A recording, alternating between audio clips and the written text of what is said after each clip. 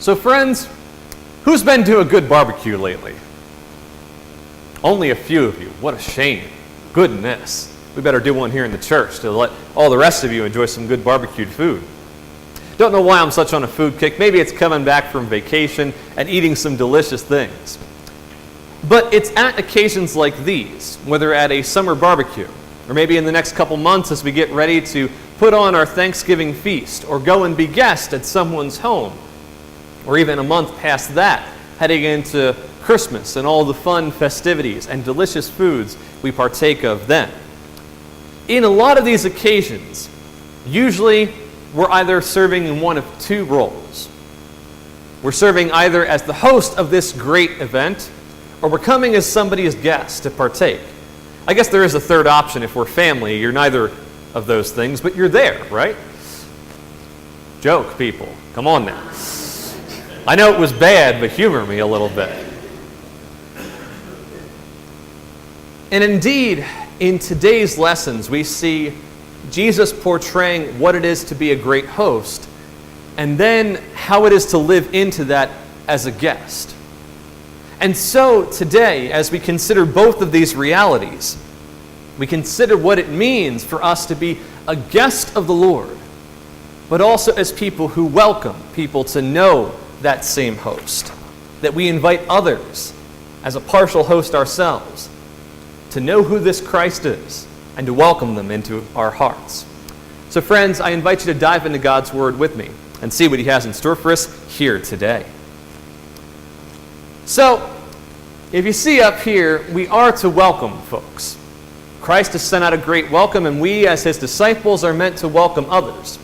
But it's really in our second lesson today that we see the first example of somebody messing that up. Of course, poor Simon Peter. He means so well and does it all wrong most of the time. And so, in our next image, you'll see an example of what happens in our story here in John's Gospel. John, unlike the other synoptic gospel writers, here portrays a different scene at the Last Supper. Instead of portraying the meal, which we then mirror up here as Holy Communion, here before Jesus heads out to the garden and offers up prayers, He washes the disciples' feet in the single greatest act that makes most 21st century Christians cringe. We don't like this. We're happy to come up and receive some bread and juice, but if I were to say, all right, everybody, take off your shoes and socks, we're going to wash some feet today, most of you would go, Pastor. You'd be like Simon Peter, Pastor, you will not wash my feet. No one but I washes my feet. And so, but we have to understand what it means and why this was significant. This wasn't just good personal hygiene in the day. It had particular significance, and Jesus doing this has a role and a purpose. You see, well before cars were a big thing and other transportation was available, you got around with the things God gave you, your feet. You had two of them, and you would walk around the roads that weren't always super clean. It was dusty or sandy, and so you can imagine your feet would get a little dirty, especially well before an age of Air Jordans. You had sandals. It found your feet, people. And so when you would go to someone's home, as a courtesy to the person that was welcoming you in, you would wash your feet. Usually it was customary to have just the things that Jesus used by the front door. If you didn't have some type of servant to do this for your guest, you would have it there for them to use.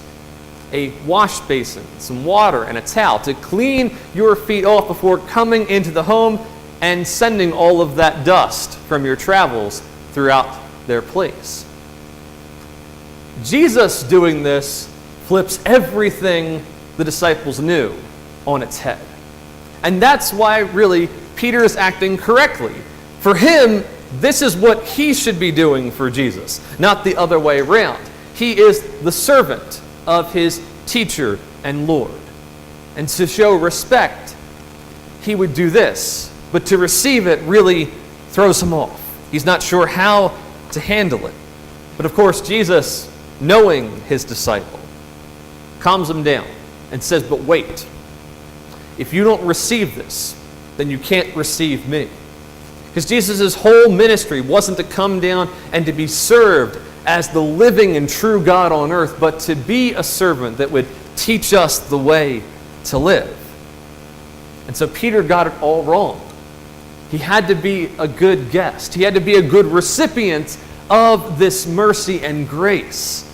He couldn't push it away and say, I'm not worthy enough. Instead, he had to receive it. He had to receive what Jesus was offering and learn from it and be open-minded enough to say, all right, is there something I can learn about how to be a better disciple of this guy who's now washing my feet? And Jesus ends this particular encounter with the phrase that, how happy or blessed are you to know this truth, but even more blessed, even more happy when you put it into practice. The idea that Christ is showing that we are to be servants, not to be the served people of the world, the good Christians that should get all things handed to them. Instead, to be the servants of a world that may not understand what we're doing initially, but might pick up on it later. So friends, we are meant to be hosts, following Jesus to invite other people into a greater reality, to experience a God who loves them unconditionally, who invites them to a table to be forgiven and to be made into brothers and sisters. It's a big task. And as you might imagine, we might need to practice it a little bit. And for that, we turn then to the Apostle Paul's words. Here in his letter to the Romans, we hear Paul talking to these Christians, giving this instruction on how to live out their faith in a good and profound way. And I love how he doesn't mince words. These are very direct statements.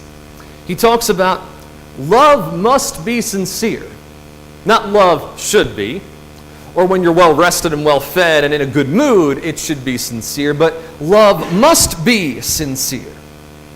You should hate what is evil, not be aloof to it. You should cling to what is good. Really hold on to it and don't let it go. To be devoted to one another in love. Not just devoted because it's on paper, because a pastor or several pastors say it, but really to be devoted because it's part of that love that we must make sincere. To honor others above ourselves. Really wrapping it all together. To never be lacking in zeal, to keep our spiritual fervor as we serve the Lord. But it's here in these other remarks that really drive it home to me. To be joyful in hope. Folks, have you met some of those folks that aren't joyful in hope? They're waiting for something, but they're not happy about it, right? You know, they're like, well, it'd be really nice if it would rain. Then why do you look so discouraged when it finally does rain? They're like, oh, I guess it's raining. I thought you wanted rain for your garden out there. It's really funny when you meet people like that. It's like, but you wanted it, but you don't want it now. It's really funny how that works out. But to be joyful in what we hope for, because what we put our hope in, as Paul's talking about, isn't just hope for rain. It's about what we hope for in God. That God will work through situations, both joyful and sorrowful. And we hope in it with assurance and with joy because we know who we're offering it to. We're asking God to intervene, and those hands are sure hands indeed. To be patient in affliction. Again, I could reiterate what I just said. Have you met people that are impatient in their affliction? It's a bit more natural and can be forgiven a lot more when we're not well, that we want it to be over sooner. But it's because of what Paul just said that we should be patient. That if we're serving God, then our affliction is going to be a bit different than if we were just alone, without anybody to be with us at all hours of the day and night. We serve a God who promised to be with us. Didn't just say, at some time or another, I will be with you. But no, I will always be with you. And so we can be patient in affliction because we have a God who's with us all the time. And to be faithful in prayer. Not just that prayer should be something when we're afflicted, when we get sick and we lie in bed, we say, hey God, Can you get this cold off me? Can you take this away? And God's like, I haven't heard from you in a while. How have you been? Oh, you're sick. Well, I'm aware of that, but have anything else to tell me? Have you enjoyed the last 200 days I've given you? Oh, okay, that's all right. Of course, God's not like that. He's not like one of us. But as it says, to be faithful in prayer, to make it part of our waking up and part of our going to sleep, to be intentional about praying over our meals and saying, God, thank you. Even if it's a meager meal, I'm still thankful to eat it. Even if I'm not in company of friends or family, but I'm thankful to eat food, to find nourishment. Or if I have a choice in what I'm eating, if I can have my favorite sandwich, to say, God, thank you for that choice, that I can pick something to eat and not just what's available. As it says here, to practice hospitality, says the Apostle Paul. Very interesting choice of words, to practice it. Because like anything, sometimes we need to practice things, right? Like, I do know how to play a trumpet, but without practice, it doesn't sound like a beautiful instrument. No, it sounds like I've had far too much soda and it's expelling out of my mouth. It sounds really bad. It sounds like burping or other things like that. If you don't practice something, it's not good. If we don't practice, how can we expect a very fine-tuned and proper response? We need it to be good. And so to practice hospitality, to work on it, if we're to be these good hosts, inviting people to know a God who serves and loves and forgives, we might want to work on it. That way we're not rusty. That way we don't stumble over our words or mess things up, but to practice being hospitable. So when somebody comes into our lives by God's choice, we're ready for it, and we're practiced and seasoned for it. And so we take opportunities, even like at a barbecue, even like getting ready to head into the holidays, to practice being good host, to be understanding, to have the forethought, to think through the contingencies, to think of those who are coming, the guests who will be coming into our homes, the strangers that may come into our lives, and are we ready, in a good place emotionally, mentally, and spiritually to receive people? That we're not so burnt out and stressed and in a rush that we run right by the people God had intended for us. But really, as good host, to be ready and practiced at being hospitable. And so, my friends, learning from Peter's example, learning how to be a good guest in God's presence, and taking that earnest work and challenge to let people do this, we try and be that good host. By not forgetting about those that God has sent into our lives. By exercising our good manners. By acknowledging that relationship. And by staying in communication. Just a couple good pointers I happen to find along the way. But folks, be God's people.